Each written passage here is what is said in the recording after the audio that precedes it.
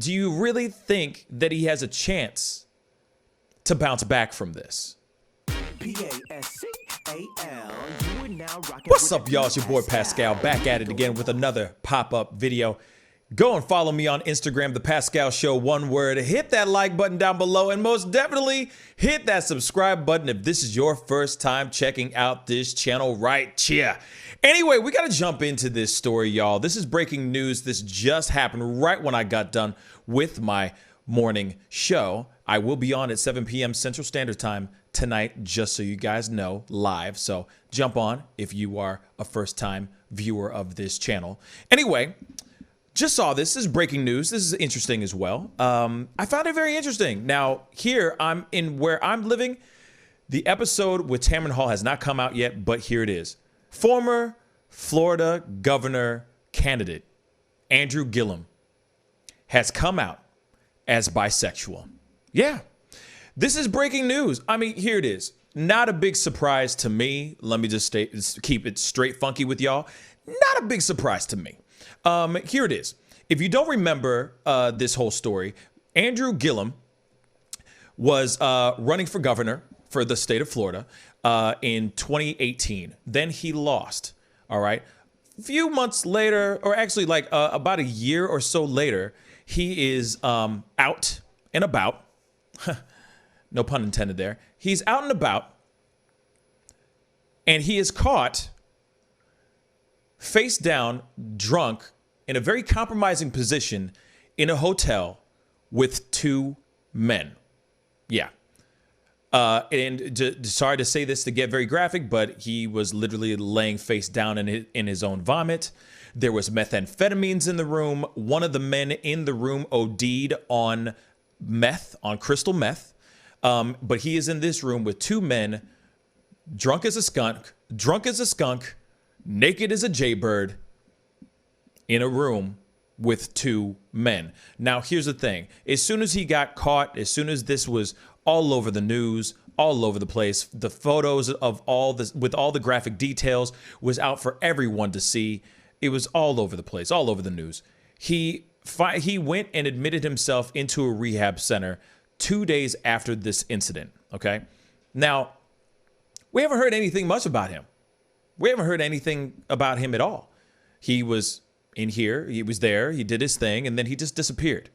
He went to rehab, he did his thing, and now he is sitting down with Tamron Hall, basically like the up-and-coming Oprah, if you will, and he sits down and she asks him all these kinds of questions. No holds barred, nothing was left on the table. He expresses his regret for the decisions that he made that night, and he also comes out as bisexual. Now, he's still, for as far as I know, I have not seen the interview yet. It hasn't aired in my neck of the woods. It will be later on this afternoon. But from my understanding, he is still denying the fact that there was anything else in his system except alcohol. Yet there was copious amounts of methamphetamines around in the hotel room that he was in. Now, this was a man that a lot of people were really looking forward to. They thought that this man had a lot of potential. This man was a juggernaut. This man was literally a political superstar. He was about to get out there, especially being a black man, doing his thing. They thought that he could be taking the VP spot in the future. There was a lot of hopes and dreams and a lot of expectations, big expectations for Mr. Gillum. But this particular situation that happened ruined everything, dropped napalm on that mug, right? So the question I ask you guys is this. Now, the fact he is identifying himself as bisexual, to me, that doesn't bother me none. That doesn't bother me. I mean, whatever you do behind closed doors, as long as it's not hurting nobody, you know what I'm saying? As long as it's consensual and it's not hurting anybody, it's not putting harm on anybody in any type of bad way, man, that's all on y'all. You know what I'm saying? We have a lot of out bisexual and gay and lesbian members of the LGBTQ community that are a part of, that are politicians. You know what I mean? So there is nothing wrong with somebody being gay or part of the LGBTQ community. But the question I have to you is this. Someone who is drinking excessively, drinking to the point of being passed out butt naked in a hotel room, basically face down in their own vomit with other people in the room. Doesn't matter what sex they are, but just other people in the room that are also on drugs. One is ODing on crystal meth. Do you really think that he has a chance to bounce back from this? Even if you have an interview with Tamron Hall, which I'm sure will be tailored very beautifully, make him sound really great. I'm sure he'll sit there and express even more about his regrets about that night and the decisions that he made that night. But at the same time, would you want somebody like that running your state, your city, your country?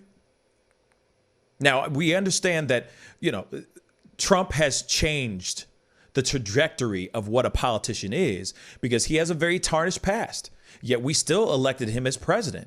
You see what I'm saying? So, of course, people can sit there and go, oh, okay, anybody can make a mistake. But if they have an opportunity to bounce back and run this country, hey, as long as they run the country great, that's dope. But in this particular situation, like Trump's situation is him having, being in some extramarital affairs, so on and so forth, right? But none of it has to do with drugs.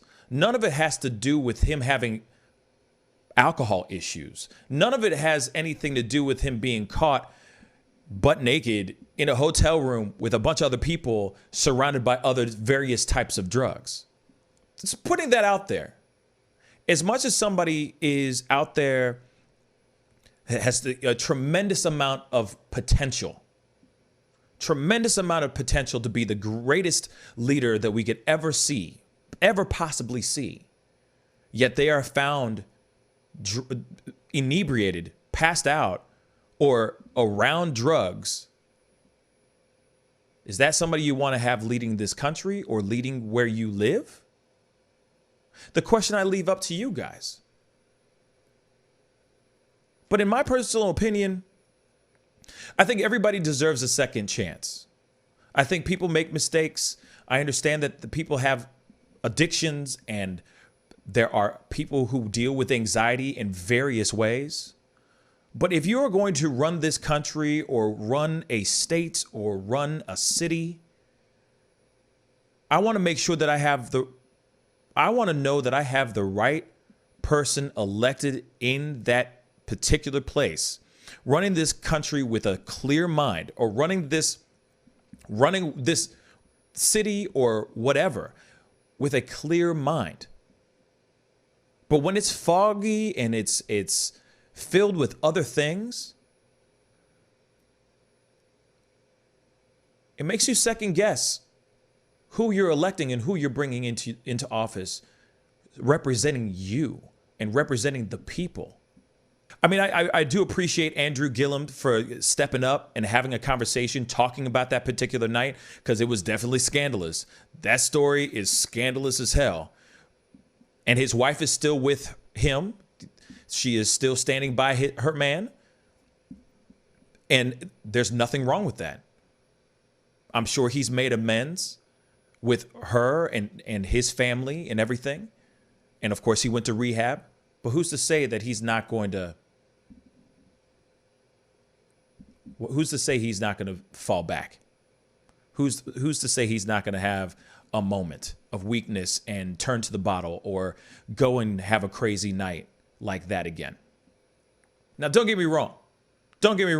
I totally understand that he has a lot of pressures on his back, on his shoulders. I understand that. I understand being stressed out. But at the same time, if you are supposed to be a pillar of hope, a pillar of virtues, crystal meth is not part of that equation. You feel me? So the question is, does Andrew Gillum deserve a second chance or no? Comment down below. Let me know what you think. Anyway, that's the video. Hit that like button. Hit that subscribe button. And I'll see you guys in the next video. It's time to get going. Be good to yourselves. Be good to one another. I'll see you guys soon. This is The Pascal Show. Bye. Pascal. You are now rocking with that dude Pascal. We be going wild.